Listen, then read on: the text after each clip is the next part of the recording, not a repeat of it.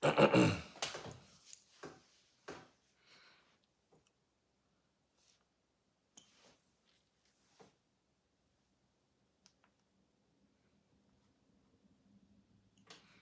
c'est pas possible, c'est quoi ça? Qu'est-ce que Facebook me veut?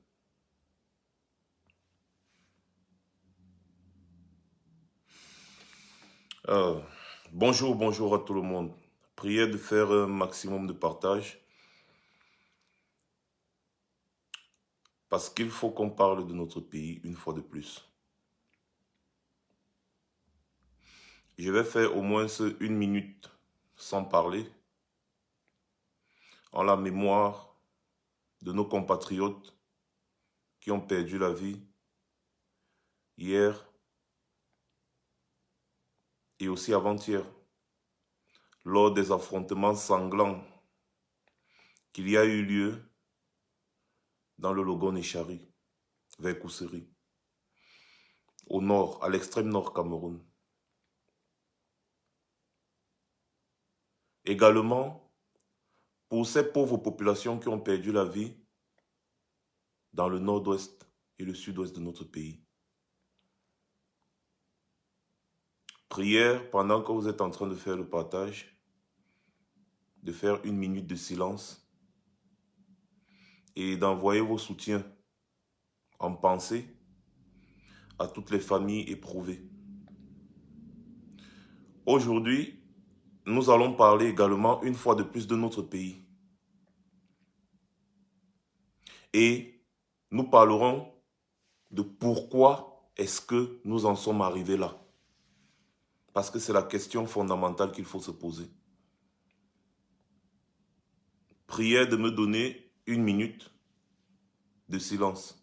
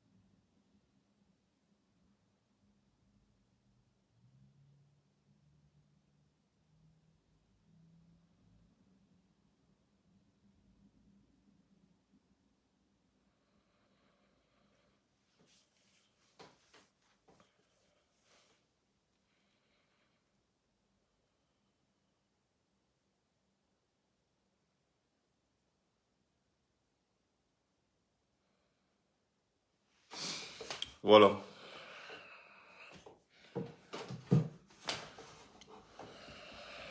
Encore une fois de plus, bonjour à tout le monde. Faites un maximum de partage, je vous en prie, parce que vous êtes déjà très nombreux, mais il n'y a pas encore de partage. Donc, il faut faire un maximum de partage, parce que sachez que quand la maison du voisin brûle, si vous ne faites rien, le feu va se propager jusqu'à chez vous. Avant de commencer, aujourd'hui, je vais vous lire un témoignage, n'est-ce pas? Parce que ceci s'adresse aux militaires qui sont en train de jouer les westerns, qui sont en train de jouer les Rambo. Quand on les envoie tuer, ils s'en vont tuer sans se poser de questions. Quand on les envoie tuer, ils s'en vont massacrer les gens. Et après, quand on leur demande que, mais pourquoi est-ce que vous tuez les gens, ils disent qu'ils reçoivent des ordres. Et pourtant, l'éthique et la morale leur enseignent qu'on n'obéit pas à un ordre qui est contraire à la valeur humaine. Alors, je vais vous lire le témoignage d'un avocat que je ne vais pas citer ici, qui avait, n'est-ce pas, qui était en charge, n'est-ce pas, du cas d'un militaire qui avait commis des massacres, toujours au nord là-bas, quand il y avait des affrontements. Alors, je vous lis ce qu'il avait posté. Je garde de tristes souvenirs de ce conflit qui s'éclate une fois de plus à Kousséri. Ça veut dire ce qui se passe là-bas, ce qui se passe là-bas, Ce n'est pas aujourd'hui que ça commence, c'est depuis. Donc, je recommence. Je garde de tristes souvenirs de ce conflit qui s'éclate une fois de plus à Kousséri quand j'étais avocat en stage. J'avais défendu un lieutenant qui avait massacré les Arabes Chouas, Kotokos. Il a été condamné à mort alors qu'il disait avoir reçu des ordres de Yaoundé. L'obéissance à des ordres hiérarchiques n'avait rien fait pour lui au tribunal militaire. Ces ordres étaient absents du dossier et aucun des officiers supérieurs bureaucrates de Yaoundé n'était venu à son secours. Je tais volontiers les noms, c'est ce qu'il a écrit, c'est pas moi qui dis. Ce conflit renaît, parce que c'est un conflit qui date de depuis. Ce conflit renaît, et voilà ce que le gouvernement tchadien alerte officiellement. Ça. À l'époque, à la seule pensée que j'assisterais à l'exécution de mon client, que je signerais par la suite comme son avocat le PV de son exécution, par fusillade ou par pendaison, et qu'enfin, je rendrais compte à sa famille, qui me hantait pendant des diligences d'appel, cette idée me faisait détester déjà la profession d'avocat que j'avais choisie. Ce sont les contraintes du serment, d'avocat. Et je l'ai compris en fin de compte. C'est le témoignage d'un avocat qui défendait un militaire qu'on avait envoyé à l'époque, quand les conflits avaient éclaté toujours entre les Arabes Chouas et les Mousgoum et consorts, ce qui se passe actuellement dans le Logo Nechari. Le militaire est parti, il a suivi les ordres qu'on lui avait donnés, il a tué plusieurs Arabes Chouas. On l'a arrêté. On l'a arrêté et on l'a condamné à mort. On l'a condamné à mort. Tous les donneurs d'ordre de Yaoundé étaient absents. Le tribunal militaire l'a condamné à la pendaison ou à la fusillade. Tous les donneurs d'ordre de Yaoundé étaient absents. Or, la seule défense du militaire en question, c'était qu'il obéissait aux ordres. Et ce n'était pas un sous-officier, c'était un officier, un lieutenant. Parce que pour ceux qui ne connaissent pas les grades de l'armée, le lieutenant est déjà un officier dans l'armée. Donc, voilà exactement ce qui s'est passé. Le gars a perdu sa vie, on l'a condamné à mort et on l'a tué. Le même régime qui l'a envoyé aller tuer les gens, l'a condamné à mort et l'a tué. Sa seule défense, c'est qu'il obéissait aux ordres. C'est tout. On lui a donné des ordres et il obéissait, comme un chien. C'est le même régime de Yaoundé qui lui a rappelé qu'on n'obéit pas aveuglément aux ordres. Chers militaires, ouvrez les yeux. Parce que le moment venu, chacun paiera individuellement le prix de ses forfaitures. Il n'y aura pas des « j'ai répondu, présent aux ordres, j'ai exécuté les ordres ». Non. Tu as commis des meurtres, des massacres, tu seras jugé et condamné selon la loi. Et tous les donneurs d'ordre là, ils ne viendront pas vous défendre parce que c'est comme ça qu'ils font. Ils vous envoient tuer nos frères ambazoniens. Le moment venu, ils ne viendront pas vous défendre. C'est comme ça que ça se passe. Donc pour tous ceux qui sont bêtes et qui s'en vont tuer leurs frères en disant qu'ils obéissent aux ordres, c'est leur problème. Faites un maximum de partage, les gars. Donc, maintenant, nous revenons sur ce conflit sanglant qui renaît, n'est-ce pas, à l'extrême nord de notre pays, entre les Mousgoum et les Arabes Chouas, c'est-à-dire il y a les éleveurs et les pêcheurs.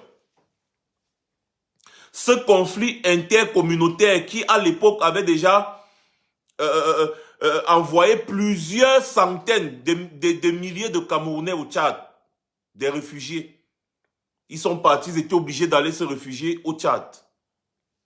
Aujourd'hui encore, c'est Mahamat Idriss Déby qui alerte l'opinion nationale et internationale. Il est à noter que le régime de Yaoundé est absent. Il est à noter que la présidence de la République est absente.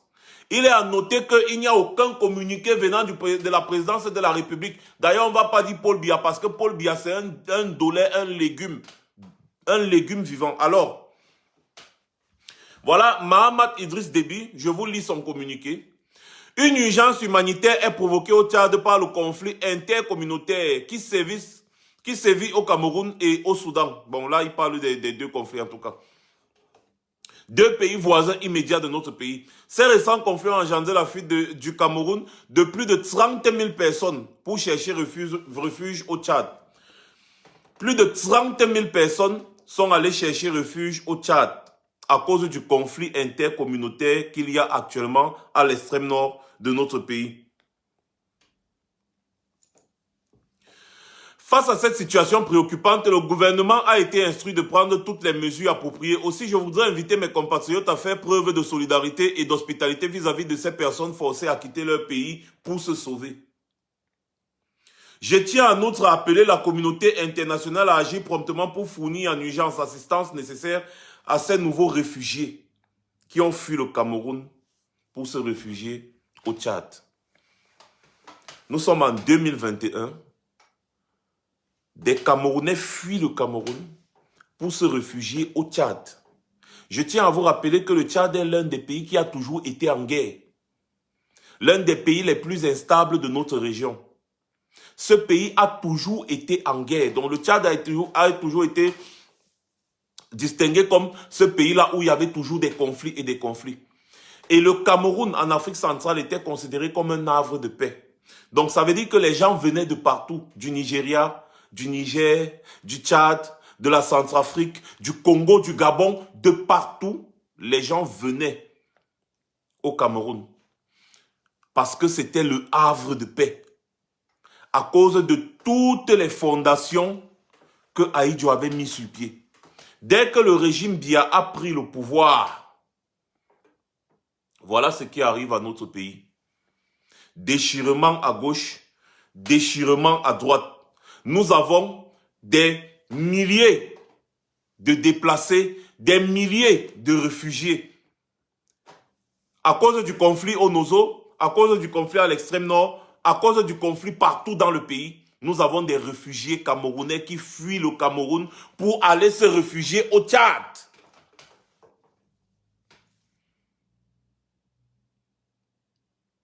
Ce qui nous intéresse ici aujourd'hui, c'est l'absence d'Etoudi. La deuxième chose qui nous intéresse aujourd'hui, c'est ce genre de conflit intercommunautaire, comme on appelle en français, en réalité, c'est un conflit tribaliste. Et c'est ce qui risque d'arriver dans notre pays de plus belle. Avec cette haine tribale que le régime de Yaoundé est en train d'instaurer, ou bien a instauré et est en train d'activer. Cette haine qu'ils ont contre des communautés. J'ai vu Cabral Libye devant une maman qui parle des Bamileke comme étant des... C'est-à-dire, je ne comprends pas ce que les Bamileke ont fait aux gens dans ce pays-là.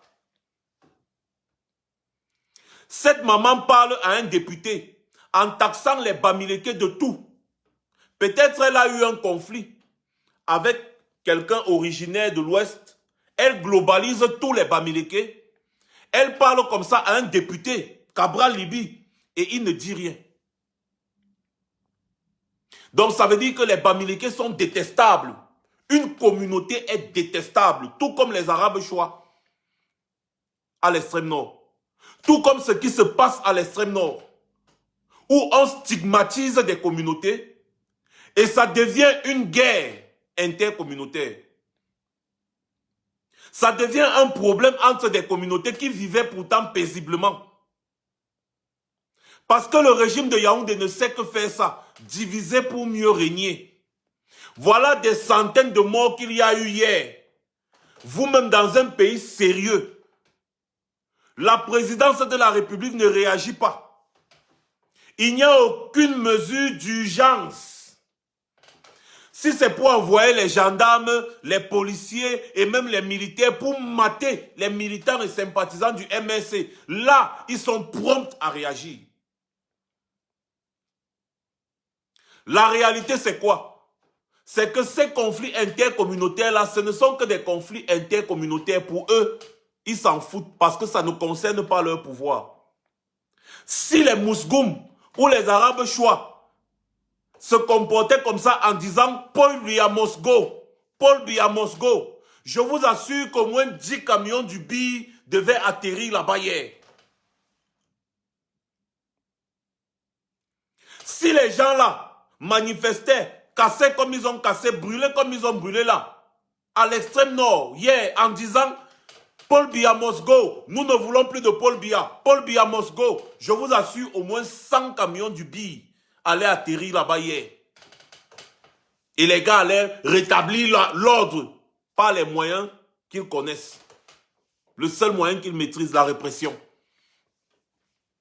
Le conflit là a fait des centaines de morts, des maisons brûlées, des biens brûlés, des biens pillés. Le régime de Yaoundé est resté bouche bée parce que personne d'entre eux ne dit Paul Biya Mosgo. Parce que pour le régime de Yaoundé, ces gens-là, c'est du bétail électoral. C'est du bétail. Ils les appellent tous les jours les moutons du Nord. C'est du bétail électoral. Donc, quand ils ont fini de voter, on s'en fout d'eux. D'ailleurs, regardez les conditions dans lesquelles ils vivent là-bas à l'extrême Nord. Pour le régime de Yaoundé, ces gens ne valent absolument rien. Et tant que vous ne dites pas Paul Biya Mosgo, on s'en fout. Exemple encore, ce qui s'était passé à Saint-Mélima.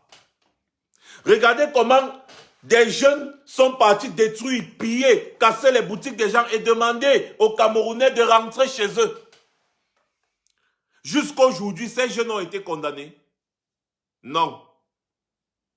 Personne d'entre eux n'a été commandé. D'ailleurs, tout le monde connaît très bien qui était derrière ces histoires. Il y en a même qui sont députés. Qui a été condamné? Eh bien, on les a laissés faire parce que eux là, c'est les soutiens de Biya. Ils ne sont pas dans Paul Biya Mosgo.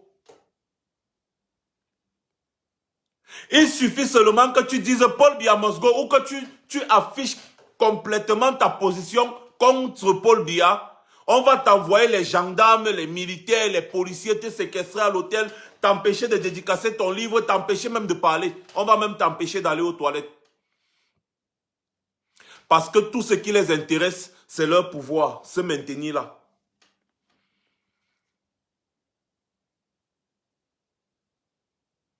Evan Roach, effectivement, tant que Yaoundé respire, le Cameroun vit, c'est ce qu'ils disent tous les jours et c'est ce qu'ils pensent. Vous ne les intéressez pas. Entretuez-vous là-bas, comme vous voulez, ça vous engage. Vous ne les intéressez pas. Ces communautés-là peuvent se tuer pendant une semaine. D'ailleurs, c'est un conflit qui existe depuis longtemps. Ces 2 dernières années, ça fait 2 fois que ces communautés-là s'affrontent. Qu'est-ce que le régime de Yaoundé dit? Rien, ils s'en foutent. Ils sont incapables de sécuriser les populations. Ils s'en foutent.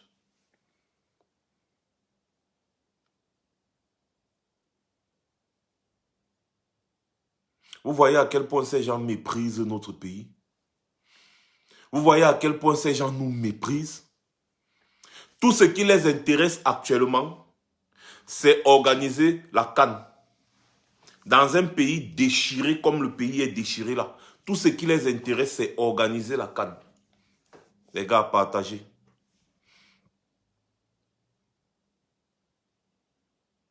Tout ce qui les intéresse, c'est organiser les jeux.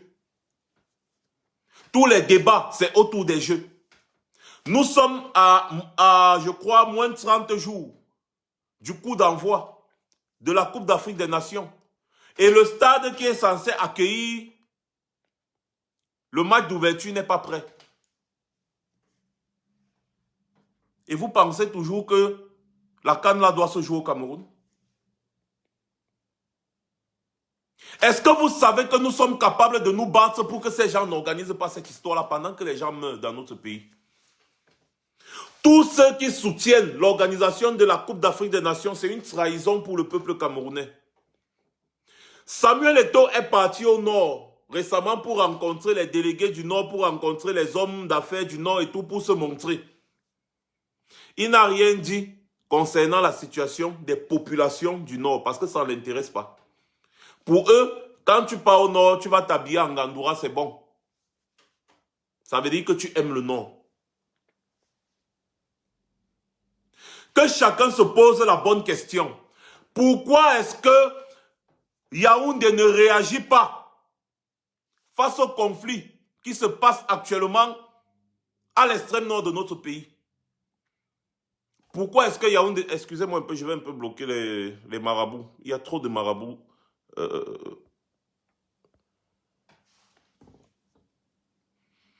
Pourquoi est-ce que Yaoundé ne réagit pas? Qu'est-ce qu'il faut? Où va notre pays? Et le peuple camerounais, vous êtes là, amorphe. Celui qui dit être votre président est absent. Le pays n'est pas gouverné. Il n'y a rien. Regardez ce qui s'était passé en 2008. En une seule journée de manifestation, Paul Biya est sorti de ses gonds. Paul Biya est sorti de ses gonds. Mais regardez ce qui se passe à l'extrême nord depuis. Personne. Personne qui s'est même d'abord déplacé pour aller rencontrer les populations là-bas pour savoir de quoi est-ce qu'il est question.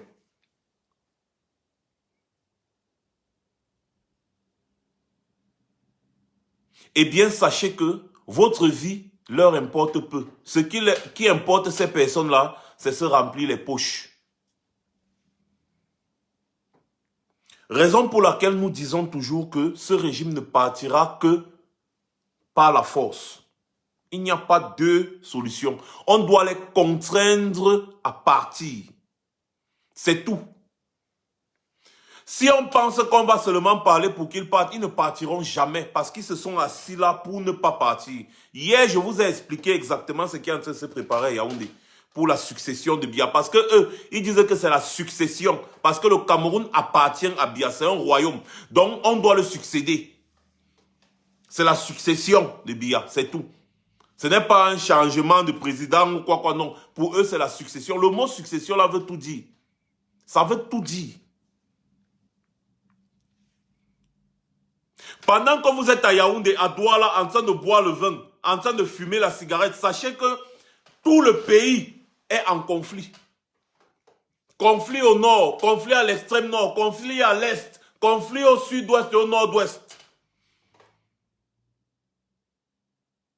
Chaque Camerounais doit savoir que cette responsabilité de libérer ce pays-là, c'est-à-dire, c'est sa responsabilité, autant pour moi, de libérer ce pays-là. Chaque Camerounais doit savoir que c'est sa responsabilité de libérer ce pays-là. Et nous ne cesserons de le marteler. Nous pouvons faire ce que nous avons à faire, mais le dernier mot, ça vient de vous.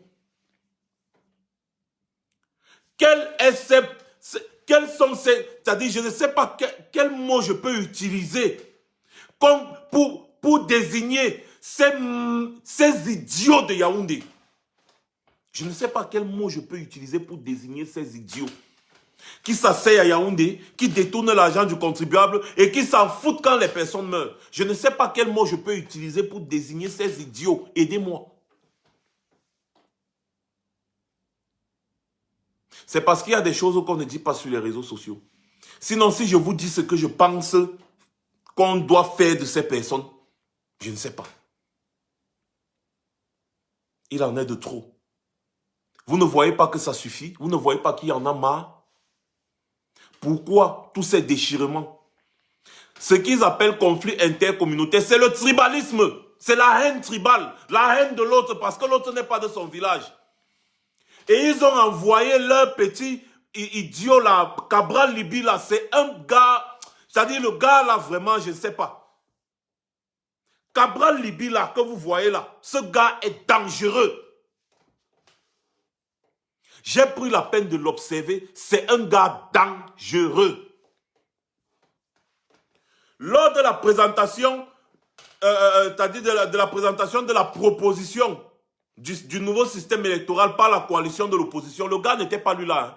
Or, c'est un travail qu'ils étaient censés faire ensemble. Le gars n'était pas lui là. Pourquoi? Parce qu'il savait déjà ce qui allait se passer. Ses amis lui avaient déjà dit ce qui allait se passer. Donc, lui n'était même pas là. On l'avait invité à la table de l'opposition là Parce qu'il est un opposant. Et il était sorti troisième à l'élection présidentielle selon les chiffres du RDPC, du régime de Yaoundé. Donc automatiquement, il était invité à cette table pour réfléchir sur un bon système électoral. Mais le jour de la présentation, un jour aussi important, le gars était absent. Il n'était pas là.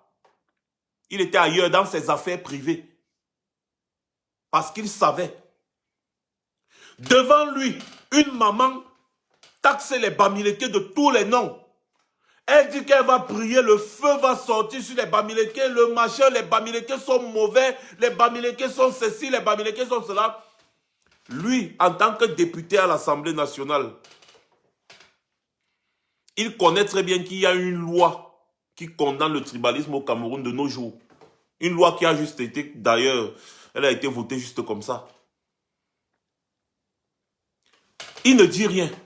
Il dit seulement à la mère, bon, espérons que ça ne va pas arriver. Hein, bon, il a laissé la mère parler, après il dit, bon, espérons que ça ne va pas arriver. Hein, c'est tout. En tant que député de la nation, il ne pouvait pas dire à maman là que non, ce n'est pas une histoire de communauté ou de tribus ici. Je vous interdis de parler comme ça. Si vous voulez que je résolve ce problème, oubliez ces affaires de tribalisme. Il devait même profiter pour donner une leçon de tribalisme à ces personnes. Mais non. Le gars dit, bon, j'espère que ça ne va pas arriver, hein, j'espère que ça ne va pas arriver.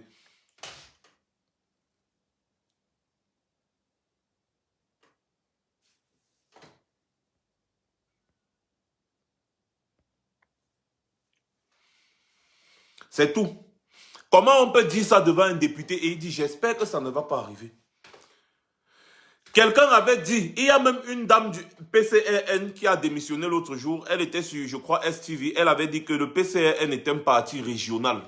D'ailleurs, Cabral Libi ne se cache pas, parce qu'à l'époque, Paul Biya avait sorti un livre, le titre du livre c'était « Pour le libéralisme communautaire ». Pour le libéralisme communautaire.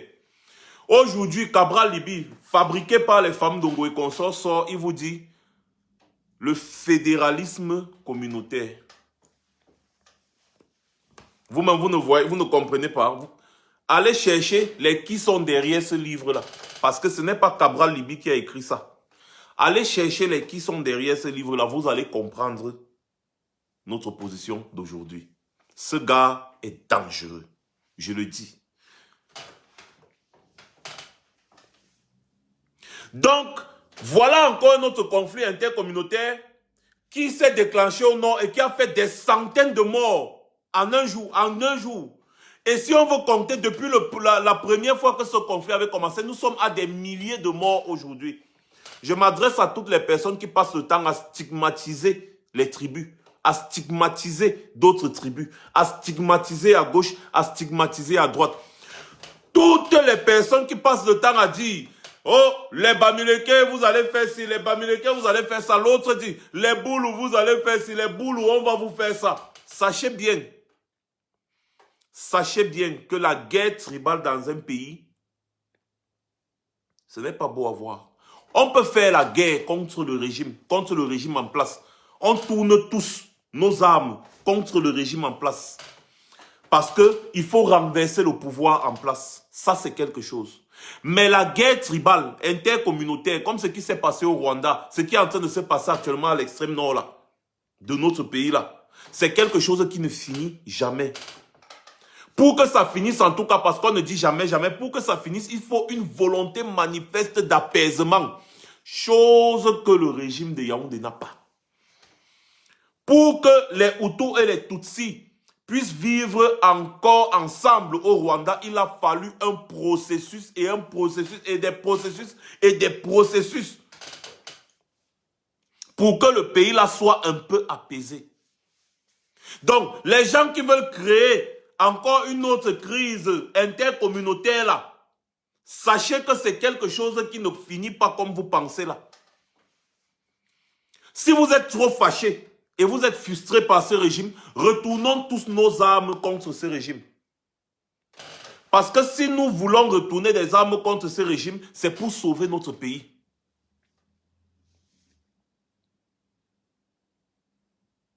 Notre pays est au bord du gouffre. D'ailleurs, notre pays, on a déjà creusé, creusé, creusé. Nous sommes au fond du trou, mais on continue de creuser. On se demande si on veut percer la terre pour sortir de l'autre côté.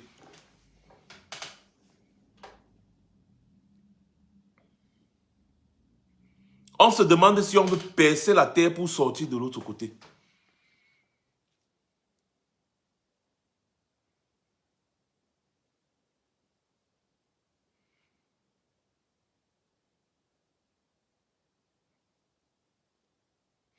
Je suis sidéré. Ce qui est en train de se passer actuellement dans notre pays, là, je suis sidéré. Les mots me manquent même.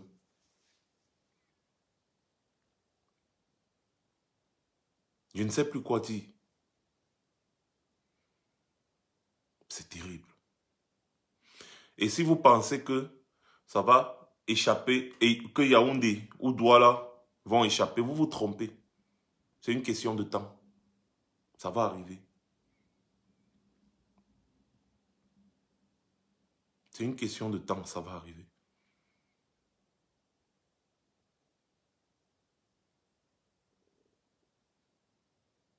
Pour avoir dit Paul Biya Mosgo, voilà des pères de famille, des mères de famille, des jeunes qui avaient un avenir, qui se retrouvent enfermés à des peines de 5 ans de prison. C'est quand même incroyable, 5 ans de prison. De l'autre côté, il y a des prédateurs sexuels qui se pavanent à gauche, à droite sans problème. Il y a des gens qui ont détruit la vie des enfants, détruit la vie des familles, qui se baladent sans problème. Il y a des gens qui ont brûlé les symboles de la République, la maison d'un préfet ou d'un sous-préfet, qui sont dehors, ils n'ont pas de problème. Il y a des gens qui ont détruit les biens des citoyens qui se battent, des Camerounais. Ils ont pillé les boutiques. D'autres ont même attenté à la vie des Camerounais, de leurs compatriotes. Ils sont dehors, il n'y a pas de problème. Mais pour avoir dit Paul Biya Mosgo ou alors pour avoir dénoncé les détournements de l'argent qui devait servir à la construction des stades, pour avoir dénoncé la malgouvernance, pour avoir exercé, si on veut parler globalement, pour avoir exercé leurs droits constitutionnels, ils se retrouvent condamnés à des peines lourdes de prison. 5 ans de prison. Parce que tu as manifesté, alors que la manifestation est instruite dans la Constitution. Quel juge est au-dessus de la Constitution? Quel juge dans un pays est au-dessus de la Constitution? La Constitution, c'est ce qui frappe tout. La Constitution, c'est ce qui est au-dessus de tout. Quel juge est au-dessus de la Constitution? Quand la Constitution dit que vous avez le droit de manifester votre mécontentement, un juge vient te dire que parce que tu as exercé ton droit constitutionnel, je te condamne à 5 ans de prison. Pour ça, ils sont forts. Ils ont les muscles pour ça.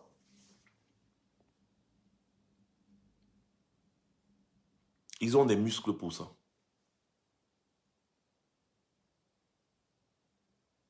Voilà des conflits. À l'extrême nord, ils sont incapables de résoudre ce conflit. Ça fait déjà des centaines de morts et des milliers de... Plus de 30 000 réfugiés au Tchad déjà. Et ça ne fait que continuer.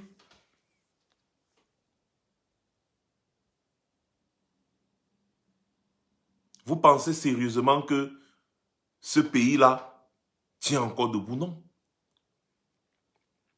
Je vous ai parlé hier, par exemple, de payer les impôts et consorts. Plus vous payez les impôts, plus vous encouragez ce régime.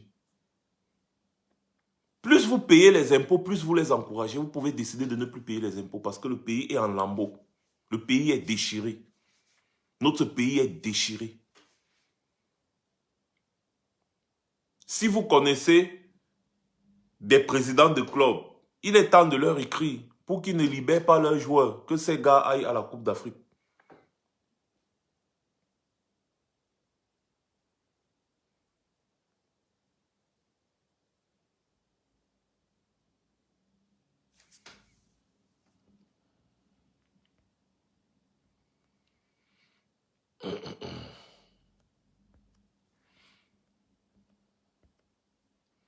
Excusez-moi un peu, hein, je vais un peu répondre à un commentaire là. Bon, il y a un certain profil qui s'appelle Lolo, machin truc là, machin chouette là. Le profil dit, tu déclares la guerre au Cameroun, nous allons commencer par ta famille. J'ai ma famille là-bas, bande de lâches. Les combattants ivoiriens étaient sur le terrain comme IB. Vous êtes assis chez les femmes en train d'attisser la guerre dans un pays. Bon, rien de nouveau sous le soleil. Je croyais même que c'était un commentaire intéressant parce que je vois la personne en train de gesticuler depuis. Bon, la personne s'est certainement perdue. Ça fait des années qu'on dit qu'on va tuer ma famille, mais ils sont toujours là, ils vivent.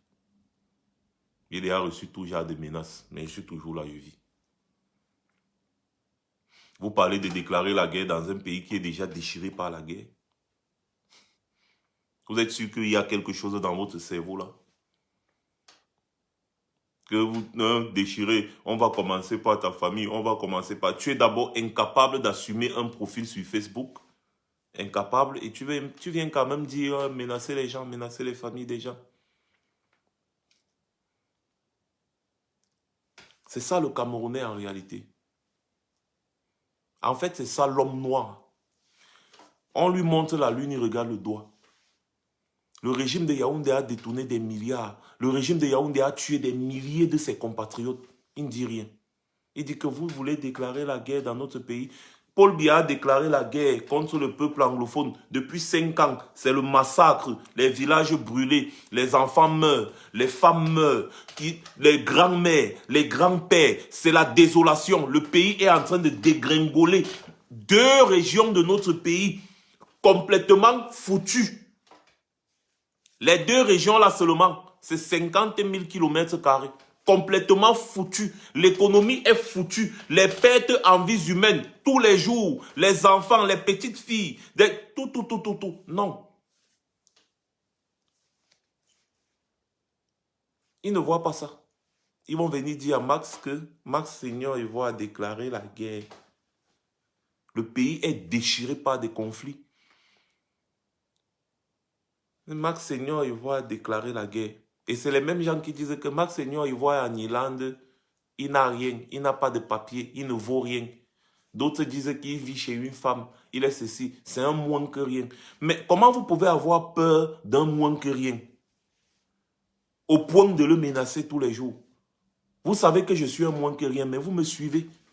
Tous les jours dans tout ce que je fais, vous suivez, vous me suivez. Vous ne voyez pas que vous-même vous avez un problème là? Vous ne voyez pas que à la place du cerveau, vous avez certainement la boue?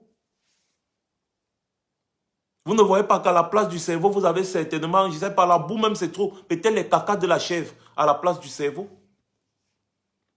Quand on parle des affaires sérieuses d'un pays, abstenez-vous et fermez vos gueules. Et si tu es un vrai profil, je n'en ai rien à foutre. Qu'est-ce qu'on appelle vrai profil, faux profil, machin même d'ailleurs? J'ai même prononcé juste de se cacher derrière un profil non identifiable comme ça. Mais qu'est-ce que j'en ai à foutre? Nous sommes en train de parler des affaires sérieuses d'un pays ici. Nous ne sommes pas dans les histoires dormies debout, des histoires de sans caleçon. Quand vous vous perdez, bougez. On ne fait pas ça ici chez moi. Ici, on parle des pertes en vies humaines. Si tu es vraiment un vrai profil et que tu étais un être humain, tu n'allais pas ouvrir ta gueule pour vociférer de la sorte. Il dit, le prophète dit, c'est Lolo, Lolo Foja, mais je ne te connais pas. Qu'est-ce que j'en ai à foutre de qui? Lolo Foja, machin, truc. Qu'est-ce que j'en ai à cirer? Qu'est-ce qu'on en a à foutre? Je suis Lolo Foja. Tu es quoi? Tu es ministre de Bia? Pour venir me dire ici là que tu vas commencer par ma famille? Ou je ne sais pas trop quoi? Motherfucker. Bref. Des fois, il faut parfois utiliser des gens comme ça pour leur rappeler ce qui se passe dans notre pays. Parce que ces personnes ont parfois besoin d'être éduqués, parce que c'est un manque d'éducation. Nous parlons des réalités d'un pays. Nous parlons des problèmes fondamentaux d'un pays. Nous parlons des pertes en vies humaines dans notre pays, des familles déchirées par la guerre, par la violence, le sang qui se verse. Mais vous allez voir des individus qui viennent là se pavaner pour raconter du n'importe quoi. C'est terrible. Mes chers frères camerounais, il est temps de se lever. On ne vous le dira pas assez. Il est temps de se lever. Il est temps de se lever et de revendiquer vos droits. Ce régime de Yaoundé-là ne doit pas s'en sortir comme ça. Ce régime de Yaoundé-là doit payer pour tous ses crimes. Ce régime de Yaoundé doit payer pour tous ses crimes.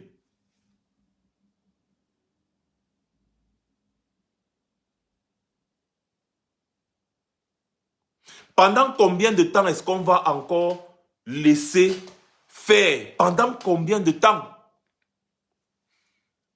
Regarde, quand on vous dit que les gens n'ont pas de cerveau, quelqu'un vient me dire dans mon live, tu me connais, laisse ça. Comme si on se connaît quelque part. Quelqu'un vient te dire, tu me connais, tu me connais. Comment quelqu'un va te connaître sur Facebook? Comment quelqu'un va faire pour te connaître? Quand tu écris des commentaires bêtes, est-ce que moi je discute ou je traite avec des gens qui sont idiots? Parce que rien qu'à voir le commentaire que tu dis là, tu me connais. Tu viens te cacher derrière un faux profil, mais tu dis à quelqu'un que tu me connais. Si tu me connais, tu dois pouvoir me parler. Si je te connais, je dois pouvoir te parler. D'ailleurs, à voir les commentaires que tu fais, je ne fréquente pas ce genre d'individu. Donc, je suis désolé, je ne te connais pas. C'est plutôt toi qui me connais parce que tu es là tous les jours quand je fais des lives. Donc, c'est différent. Tu peux me connaître et moi, je ne te connais pas. Donc, avant de parler, réfléchissez. Nous sommes en train de parler du Cameroun. D'ailleurs, bloquez-moi les bêtises là. Bloquez-moi. Si je ne sais pas qui est connecté là, bloquez-moi les bêtises là. Je ne sais pas pourquoi je m'intéresse même trop à ces commentaires bizarres là. Chaque Camerounais doit se poser la question de savoir, mais pourquoi est-ce que je laisse faire? Pourquoi est-ce que je laisse le régime de Yaoundé faire? Pourquoi est-ce que je laisse ce régime faire? D'ailleurs, je vais m'adresser ici maintenant aux familles de tous ceux qu'on a condamnés.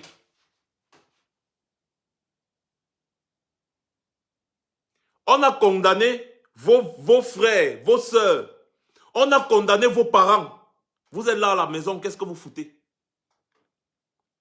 On a condamné vos parents, vos frères à 5 ans d'emprisonnement. Vous êtes là à la maison, qu'est-ce que vous foutez? J'ai appris même qu'il y a un prisonnier du MRC, que c'est son patron qui l'a livré à la police. J'ai appris que c'est son patron qui l'a livré à la police. Il a été condamné à 5 ans d'emprisonnement. On condamne vos familles, les membres de votre famille, qu'est-ce que vous faites?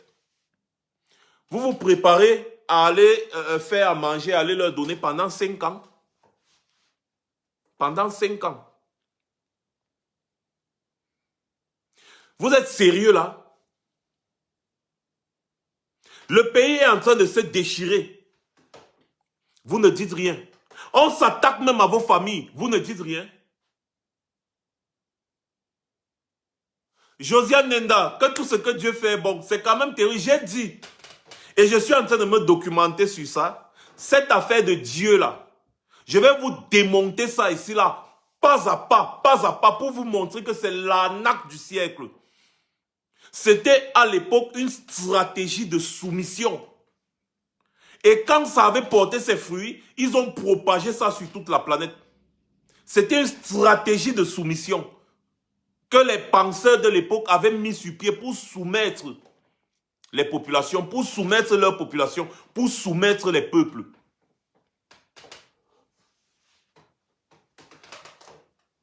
Voilà ça aujourd'hui en Afrique. On tue ton frère, tout ce que Dieu fait est bon. On tue ton enfant, tout ce que Dieu fait est bon. On tue tel, tout ce que Dieu fait est bon. Parce que c'était ça, une stratégie de soumission. Nous en parlerons un autre jour. J'ai fait ce live aujourd'hui, imprévu bien évidemment, pour m'indigner face à ce qui se passe à l'extrême nord de notre pays. C'est très grave. Et ce que vous devez retenir, c'est que le régime de Yaoundé n'en a rien à foutre. Le régime de Yaoundé n'en a rien à foutre. Paul Atangandi, qui est ministre de l'administration territoriale, dont le ministre de la sécurité territoriale, il s'en fout. D'ailleurs, eux là, tout ce qui les intéresse, c'est ce qui se passe dans le sud du Cameroun là, parce que au sud-ouest, au nord-ouest, au nord, à l'extrême nord, ils n'en ont rien à foutre. Tout ce qui se passe, c'est en bas là, chez eux là, c'est tout. C'est ça qui les intéresse. Parce qu'ils savent que ce n'est que là-bas que le pouvoir de Yaoundé est cantonné. Si vous n'avez pas encore compris ça, c'est que vous n'avez rien compris. Le régime de Yaoundé n'en a rien à foutre de vous. Le régime de Yaoundé s'en fout de vos vies. Tuez-vous comme vous voulez, ils n'en ont rien à foutre. Je finis mon direct aujourd'hui en passant un message encore aux militaires. J'ai fait l'introduction en passant le message aux militaires. Je vais finir par passer encore le message aux militaires. Tous les militaires qui commettent des crimes là, qui tuent les enfants, qui tuent les gens, qui tuent n'importe comment, soi-disant, vous recherchez les embassoniens, mais vous brûlez les maisons des gens, vous tuez des mamans, vous tuez des familles. Sachez que le moment venu, on ne va pas entendre que, oh, c'est que on obéissait aux ordres. Le moment venu, chacun d'entre vous individuellement répondra de ses actes. Parce que oui, il y aura une enquête. Tout ce qui se passe au Nozo aujourd'hui là, il y aura une enquête. Tout ce qui se passe là, il y aura une enquête. Et chacun d'entre vous va répondre. C'est clair, parce que ce qui est sûr, profitez bien, parce que c'est comme si on a pris certaines personnes qui ont une testostérone, genre, les gars, ils croient qu'ils sont au Far West. Ils partent se défouler sur les populations. Ils partent se défouler. Ah, Amba Boy, on va vous tuer. Les Amba Boy ici de leur côté, ah, Bi, on va vous tuer. Machin. Vous vous défoulez, défoulez-vous bien. Mais le moment venu, quand il y aura l'enquête là, c'est chacun d'entre vous qui va répondre. Je parle surtout à ces militaires. Parce que vous êtes identifiables. Vous ne pouvez pas vous mettre au même niveau que les Amba Boy. Un Amba Boy peut t'attraper, toi, militaire, et il te tue. Personne ne le connaît. Mais toi, militaire, tu attrapes un Amba Boy, tu le tues. Tu vas répondre devant la justice. C'est la différence. L'Amba Boy, personne ne le connaît. Personne, ils ne sont pas identifiés. Donc, on ne peut pas les reconnaître. La guerre là peut finir aujourd'hui et les Amba Boys seront là dehors tranquilles, mélangés à la population. On ne les connaît pas. Mais vous les militaires, vous êtes identifiés, vous avez un matricule, on vous connaît. Donc la responsabilité vous incombe. La responsabilité est vôtre. Donc arrêtez de vous comporter comme les Amba Boys. Parce que vous dites, oh, les Amba Boys, ils ont tué nos collègues. Vous partez, vous tuez aussi. Vous dites, oui, on a tué les Amba Boys. Vous filmez. La différence qu'il y a entre les Amba Boys, c'est pour ça que nous, on ne parle pas trop des Amba Boys, parce qu'on ne les connaît pas en réalité.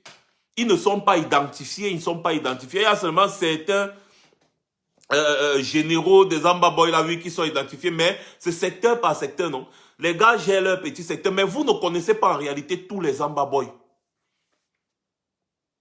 Vous ne les connaissez pas.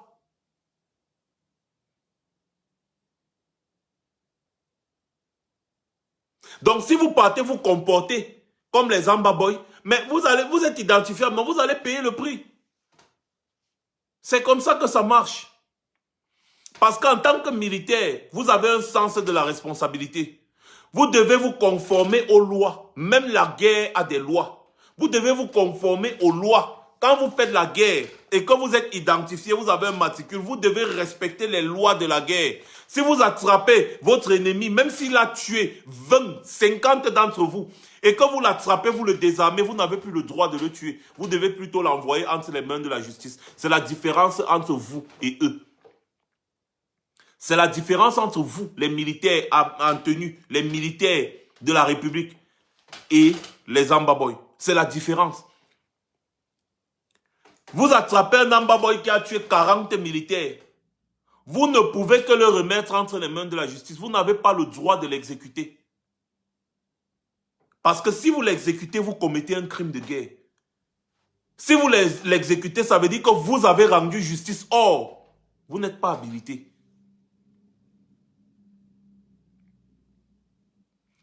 Donc réfléchissez bien quand vous posez vos actes. Hier, il y a eu tout un village qui a été brûlé. Toujours par vous. Vous les militaires, vous partez brûler tout un village. Soi-disant, ce village apporte son soutien aux Ambaboy. N'est-ce pas? Sachez que rien n'est éternel. Le régime de Biya n'est pas éternel. Et après Biya, quand il va tomber, il y aura un audit sur tout ce qui se passe au Cameroun. Donc vous gagnerez mieux à vous placer du côté du peuple. Comme ça, au moins, quand le régime Biya va tomber, on va dire non, les militaires s'y avaient décidé de se placer, de se ranger du côté du peuple. Tout simplement.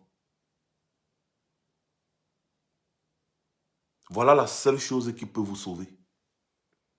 Si vous continuez de vous comporter comme les voyous, comme vous êtes en train de vous comporter là, demain c'est vous qui allez payer le prix. Hein, comme le lieutenant là, que j'ai dit au début là, le lieutenant là.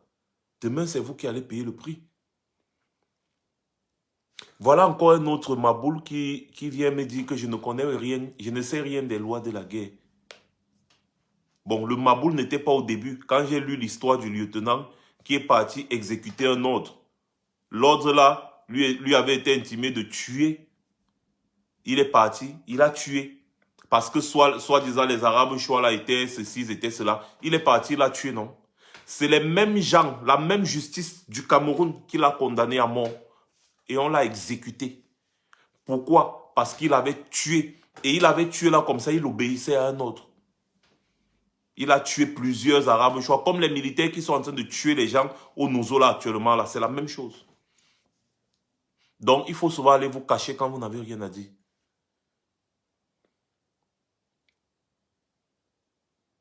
Le lieutenant a été arrêté, il a été condamné à mort et il a été exécuté. Alors que les personnes qu'il avait, ses patrons, étaient toujours à Yaoundé. Ses patrons n'ont rien dit. Pourtant, ce sont ces patrons-là qui lui avaient intimé l'ordre d'aller avec son escadron et de tuer. Ah, donc c'est même tout un quartier à Bamenda. Willy Lambo, tout un quartier à Bamenda, vous voyez? À un moment donné, il faut que ça s'arrête. Et les Camerounais là, vous qui êtes à Yaoundé, à Douala, à machin, dans les villes où il n'y a encore rien là, sachez que ça va venir vous trouver bientôt. Ne vous inquiétez pas.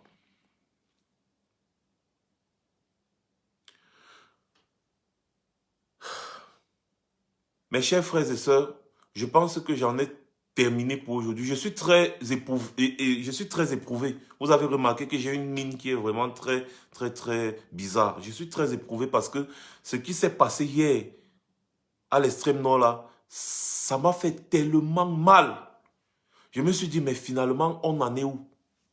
Je n'arrive même pas à parler jusqu'à présent, je suis sidéré. Quand j'ai reçu toutes les informations que j'ai reçues là, et les vidéos, et les photos, et tout ça, je regarde comment des mamans, des enfants, des milliers de personnes sont en train de foncer vers le Tchad. Dans une vidéo, j'ai dit, ça c'est mon Cameroun, ça c'est mon pays. Qu'est-ce que Biya a fait de ce pays? Qu'est-ce que le régime Biya a fait de ce pays? Qu'est-ce qui arrive à notre pays? Je me suis posé ces questions. J'ai dit, mais finalement, voilà où nous en sommes. Voilà le nord-ouest et le sud-ouest. Conflit, c'est la guerre, c'est le sang. Voilà le nord, c'est la guerre, c'est le sang. L'extrême nord, c'est le sang, c'est la guerre. Ça ne vous dit toujours rien. Le pays est déchiré. Pour ceux qui parlent de guerre ou de, je ne sais pas trop, ceux qui sont en train de parler de pacifisme là, le pays est en guerre. On ne saurait parler de paix dans un pays en guerre. Sachez-le. Le pays est en guerre. Et nous, donc, maintenant, nous avons décidé de tout faire ce qui est à notre possible pour que tout cela s'arrête. Et le seul moyen pour que ces choses-là s'arrêtent, c'est de renverser le régime Biya. Et nous devons renverser le régime Biya par tous les moyens possibles. Je le répète encore. Passez une bonne journée. C'était Max Seigneur Ivoire. Je reviendrai très certainement.